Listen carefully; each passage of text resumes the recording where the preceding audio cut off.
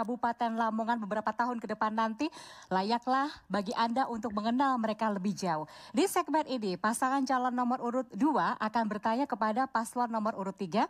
Regulasinya atau caranya sama, kami persilakan kepada paslon nomor 2 memberikan pertanyaannya kepada paslon nomor 3. Salah satu upaya untuk meningkatkan harapan lama sekolah yaitu meningkatkan APK, angka partisipasi kasar. Sedangkan di Kabupaten Lamongan, APK tingkat SMP belum maksimal. Apa upaya paslon nomor 3 dalam rangka meningkatkan APK dan harapan lama sekolah? Baik, cukup pertanyaannya? Cukup. Baik, silakan paslon nomor urut 3. Terima kasih. Jadi seperti yang saya katakan tadi bahwa kami akan menggratiskan sekolah mulai PAUD TK, SD, SMP. Maka semua yang menyangkut bahwa percepatan SDM kita bisa berhasil, misalnya kalau bisa 2 tahun, kenapa harus 3 tahun untuk SMP dan untuk SMP ya, sehingga percepatan itu akan meningkatkan anak-anak yang hebat pada usia yang cukup muda, dia sudah bisa nanti pada saatnya menjadi sarjana. Pak Wabub, ada tambahan? Ya, jadi kalau ditanya tentang APK kasarnya seperti apa peningkatannya, kami mempunyai jurus seperti yang saya katakan tadi, bahwa SDM akan bagus ketika sarprasnya bagus. Dan SDM anak-anak kita akan bagus kalau guru-gurunya juga bagus dan hebat kualitasnya. Maka kita akan berikan peningkatan SDM pada guru-guru sehingga akan outputnya akan muncul anak-anak yang hebat. Karena sarprasnya bagus, guru-gurunya bagus, dan itu karena pemerintah hadir di situ. Yang berikutnya adalah bagaimana ketika orang tua wali murid meminta untuk bagaimana anak-anak yang disekolahkan tersebut, anak-anak mereka itu mempunyai nilai lebih. Maka ini yang sering terjadi di masyarakat dan masyarakat kemudian melihatnya agak beda. Karena ada tambahan-tambahan padahal pemerintah sudah menggratiskan. Ini ada yang keinginan daripada para komite yang membuat anak-anak lebih bagus daripada yang direncanakan pemerintah. Mereka boleh asal ada komitmen bersama dan clear kepada media, kepada masyarakat, sehingga mereka akan tahu. Waktu telah habis. Dari jawaban tadi bagaimana paslon nomor 2 menanggapinya, silakan. Baik, tadi upaya-upaya yang telah dilakukan oleh paslon nomor 3 tentu perbaikan infrastruktur dan meningkatkan kesejahteraan guru, ya tentu para pengajar pendidik, karena memang masih sangat tinggi, sekitar 19% lah APK ini yang tidak melanjutkan sekolah di tingkat SMP. Namun demikian yang perlu dilengkapi kembali lah, kira-kira selain persoalan ekonomi yang mengakibatkan mereka tidak bisa melanjutkan sekolah, apakah ada persoalan lain, misalnya mereka harus bekerja dan sebagainya, apakah ada langkah-langkah terobosan yang dilakukan sehingga selain beasiswa itu bisa diberikan kepada mereka gitu. Cukup nomor 2. Baik, silakan paslon nomor 3 bisa menjawabnya. Jadi selain kita menggratiskan mereka, kita juga akan memberikan pelatihan-pelatihan.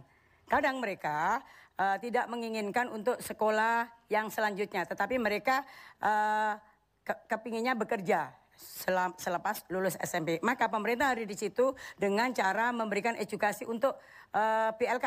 Ya, jadi ada balai latihan kerja. Di samping itu, kami juga membuat kartu yang namanya kartu entrepreneur milenial. Ini bagi anak-anak muda yang sudah tidak mau sekolah, kadang tidak mau sekolah karena kebosanan dan macam-macam halnya. Tetapi yang terpenting, anak-anak ini tidak boleh menjadi pengangguran.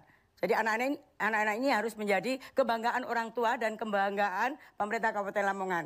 Kebanggaan pemerintah itu antara lain ya bagaimana mereka bisa bekerja ketika mereka sudah nggak mau sekolah. Nah, pemerintah hadir di situ dengan cara memberikan kartu entrepreneur milenial. Di situ memberikan insentif langsung sebagai modal awal untuk mereka bekerja.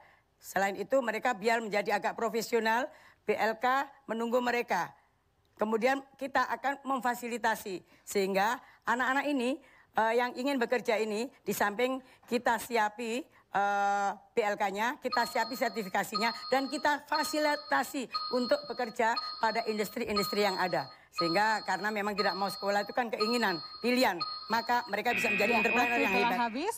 Selanjutnya paslon nomor 2 berkesempatan bertanya kepada paslon nomor urut 1. Silakan. Untuk Bapak Suwandoyo dan Bu Astiti, dalam rangka untuk mewujudkan sebuah pemerintahan yang sangat dinamis, memang diperlukan sebuah strategi yang sangat andal dalam rangka untuk menciptakan birokrasi yang efektif. Ya. Menpan ya, mengarahkan bahwa di dalam membuat birokrasi itu ada 8 area perubahan. Kira-kira titik tekan mana yang akan dilakukan oleh Pak Suwandoyo ketika nanti terpilih? Baik, waktu sudah habis. Silahkan bisa menjawab pertanyaan tadi. Terima kasih. Jadi dalam reformasi birokrasi dan dalam mengurus sebuah pemerintahan, regulasi undang-undang Menpan, peraturan Menpan tentu menjadi satu prioritas bagi kita. Maka kami, visi pemerintah Kabupaten Lamongan harus diarahkan pada terwujudnya birokrasi yang bersih, ya, dan melayani melalui reformasi birokrasi yang Bapak inginkan tadi. Seterusnya adalah reformasi birokrasi itu dilakukan secara sistematis, yaitu melalui penataan kelembagaan daerah yang lebih ramping tapi kaya akan fungsi. Juga pengembangan kualitas sumber daya manusia, ini penting karena pemerintahan melalui rekrutmen yang sesuai dengan kebutuhan pengembangan kompetensi dan budaya daripada lingkungan kerja mereka.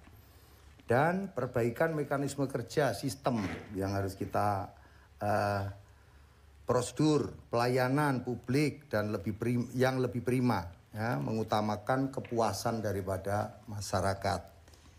Birokrasi yang bersih dilakukan melalui penegakan mekanisme konsistensi daripada melakukan reward dan punishment terhadap kepada aparaturnya secara konsisten. Itu adalah harapan kita ke depan di dalam membangun reformasi birokrasi di Kabupaten Lamongan. Terima kasih.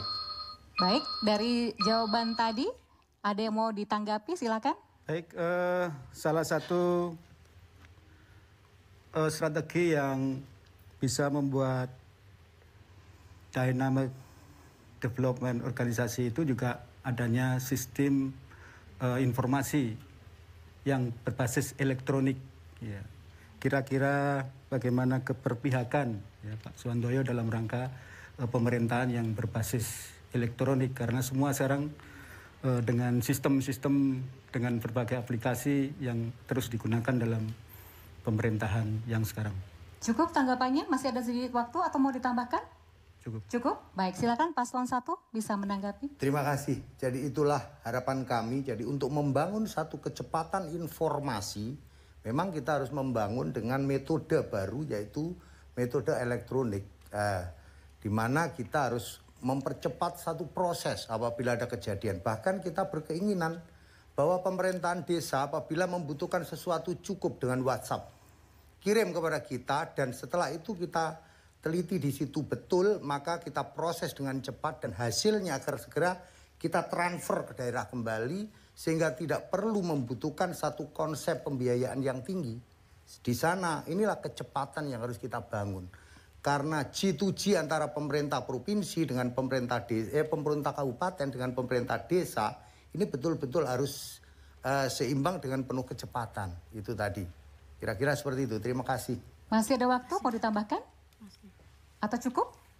Cukup. Cukup. Baik, berikan tepuk tangan untuk kita semua, Bapak dan Ibu.